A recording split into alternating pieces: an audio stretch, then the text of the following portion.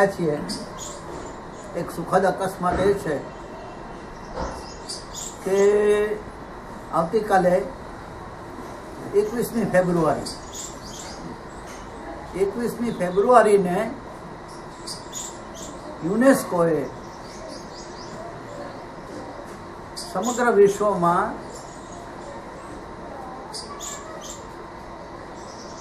વિશ્વ માતૃભાષા દિન તરીકે ઉજવવાનું એલાન કર્યું.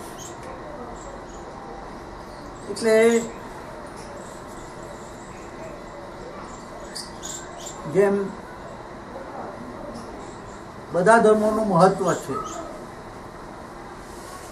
એમ દરેક ભાષા માતૃભાષા હોય જેની એને માટે એનું મહત્વ વિશ્વે સ્વીકાર્યું છે.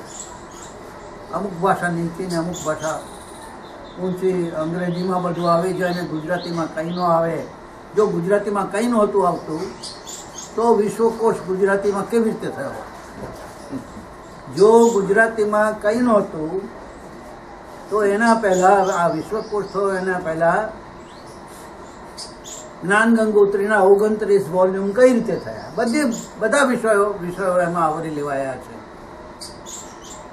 બે વસ્તુ છે કે ટેકનિકલ વસ્તુ હોય એના કેટલાક શબ્દો આપણે સમજીને એના એ શબ્દો વાપરી શકીએ.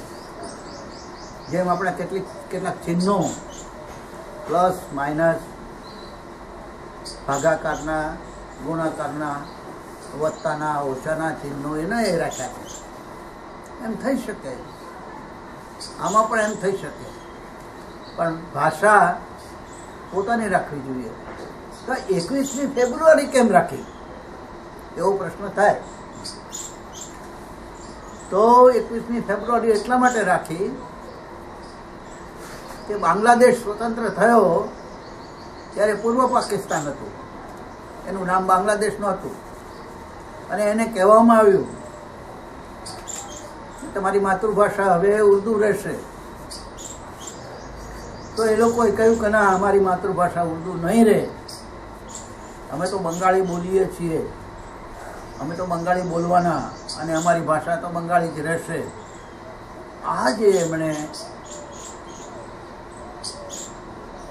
પગલું લીધું એની તમે જુઓ, કોઈ પણ નાનો માણસ કે કોઈ પણ નાનો દેશ સાચું પગલું લે છે એની નોંધ લેવાય છે. વિશ્વે એની નોંધ લીધી અને યુનેસ્કોએ નક્કી કર્યું કે તો પછી 21મી ફેબ્રુઆરી એને વિશ્વ ભાષા દિન ગણવો.